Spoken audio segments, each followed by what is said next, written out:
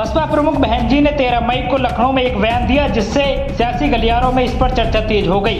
बहन जी ने कहा कि हम अगर सत्ता में आते हैं तो अवध को नए राज्य बनाएंगे। ये पहली बार नहीं है जब बहन जी ने यूपी के पुनर्गठन की बात की है। साल 2011 में जब उत्तर प्रदेश की मुख्यमंत्री थी, तब उन्होंने यूपी को 4 राज्यों में पुनर्गठित करने का प्रस्ताव विधानसभा में पारित किया।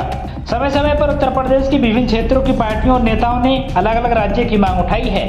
खासकर पश्चिमी यूपी के नेता ये मांग कर रहे हैं। यूपी के पुनर्गठन के मुद्दे पर आखिरी बार ठोस कदम 2011 में उठाए गए थे, जब बहन जी सरकार ने विधानसभा में एक प्रस्ताव पारित किया था।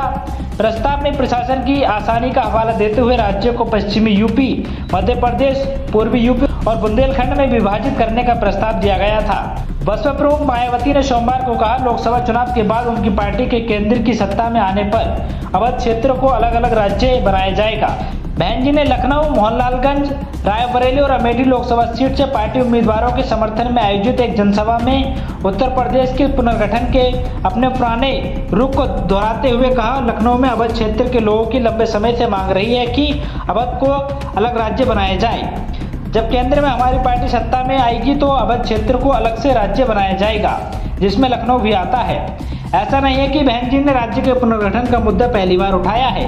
वो जब सरकार में थी उस समय भी इसको लेकर विधानसभा तक पहुंची थी, लेकिन राष्ट्रीय लोकदल को छोड़ सभी राजनीतिक पार्टियां उनके प्रस्ताव के खिलाफ ही रहीं। यूपी के पुनर्गठन को सियासी गलियारों में एक संवेदनशील मुद्दे के रूप में देखा जाता है, क्योंकि ये सबसे अधिक संख्या में 80 सांसदों को संसद में भेजता है और राज्य के विभाजन से राजनीतिक दलों को ही समीकरण बिठाने में सबसे ज्यादा माथापच्ची करनी पड़ेगी।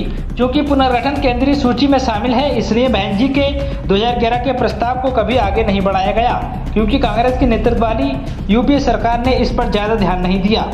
इसके अलावा इस प्रस्ताव को विधानसभा में जयंत चौधरी की नेतृत्व वाली आरएलडी के अलावा बीजेपी, कांग्रेस और सपा के विरोध का सामना करना पड़ा और इसके 1 साल बाद बसपा सत्ता से बाहर हो गई। तो दोस्तों, बहुजन हलचल 19 की इस रिपोर्ट को लेकर आपकी क्या राय है, कमेंट करके जरूर बताएं। वीडियो को लाइक करें, शेयर करें। शुक्रिया।